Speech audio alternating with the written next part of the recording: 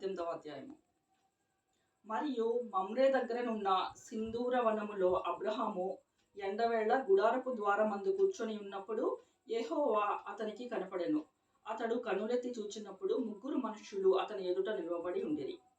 అతడు వారిని చూచి గుడారపు వాకిట నుండి వారిని ఎదుర్కొనుటకు పరుగెత్తి నేల మట్టుకు వంగి, ప్రభువా, నీ కటాక్షము నా మీద ఉన్నడలా ఇప్పుడు నీ దాసుని దాటిపోవద్దు. నేను కొంచెము నీళ్లు తెప్పించెదను. దయచేసి కాళ్ళు కడుగుకొని ఈ చెట్లు కింద అలసట తీర్చుకొనుడి. కొంచెం ఆహారము తెచ్చెదను. మీ ప్రాణములను బలపరచుకొనుడి. తరువాత మీరు వెళ్ళవచ్చును. ఇందు నిమిత్తము కదా మీ దాసుని యొద్దకు వచ్చితిరనెను. వారు నీవు చెప్పినట్లు చేయమనగా అబ్రహాము గుడారంలోనున్న శారా యొద్దకు త్వరగా వెళ్ళి, నీవు త్వరపడి 3 మూనికల మెత్తని పిండి తెచ్చి పిసికి రొట్టెలు చేయమని చెప్పాను. మరియు అబ్రహాము పశువుల మందకు పరుగెత్తి ఒక మంచి లేత దూడను తెచ్చి ఒక పనివానికి అప్పగించెను. వాడు దాని త్వరగా స్థిరపరచెను. తరువాత అతడు వెన్నను పాలను తాము సిద్ధపరిచిన దూడను తెచ్చి వారి ఎదుట పెట్టి, వారు భోజనము చేయుచుండగా వారి యొద్ద ఆ చెట్టు కింద నిలుచుండెను. వారతనితో, నీ భార్య అయిన శారా ఎక్కడ నుండునని అడుగగా అతడు, అదిగో గుడారంలో ఉన్నదని చెప్పెను. అందుకైన, మీ మీదకి ఈ కాలంన నీ యొద్దకు నిశ్చయంగా మరలా వచ్చెదను. అప్పుడు నీ భార్య అయిన శారాకు ఒక కుమారుడు కలుగునని చెప్పాను. శారా ఆయన వెనుక నుండిన గుడారపు ద్వారమందు వినుచుండెను. అబ్రాహామును శారాయును బహుకాలము గడిచిన వృద్ధులై ఉండిరి. స్త్రీ ధర్మము శారాకు నిలిచిపోయాను కనుక శారా, నేను బలము ఉడికిన దానినైన తరువాత నాకు సుఖము కలుగునా, నా యజమానుడును వృద్ధుడై ఉన్నాడు కదా అని తనలో నవ్వుకొనెను. అంతటా యెహోవా అబ్రహాముతో, వృద్ధురాలైన నేను నిశ్చయంగా ప్రసవించెదనా అని శారా నవ్వనేలా? యెహోవాకు అసాధ్యమైనది ఏదైనా ఉన్నదా? మీ మీదకి కాలంన నిర్ణయకాలమందు నీ యొద్దకు తిరిగి వచ్చెదను. అప్పుడు శారాకు కుమారుడు కలుగుననెను. శారా భయపడి, నేను నవ్వలేదని చెప్పగా ఆయన, అవును, నీవు నవ్వితివనెను. అప్పుడు మనుషులు అక్కడి నుండి లేచి సొదొమ తట్టు చూచిరి. అబ్రహాము వారిని సాగనంపుటకు వారితో కూడా వెళ్ళెను. అప్పుడు యెహోవా, నేను చేయబోవు కార్యము అబ్రహామునకు దాచెదనా? అబ్రహాము నిశ్చయంగా బలము గల గొప్ప జనమగును. అతని మూలముగా భూమిలో సమస్త జనములను ఆశీర్వదింపబడును.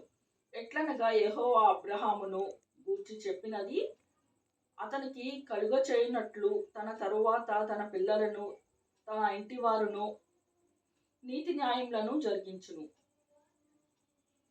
యెహోవా మార్గమును గైకొనుటకు అతడు వారికి ఆజ్ఞాపించినట్లు నేనతనికి ఎరిగి ఉన్నానెను.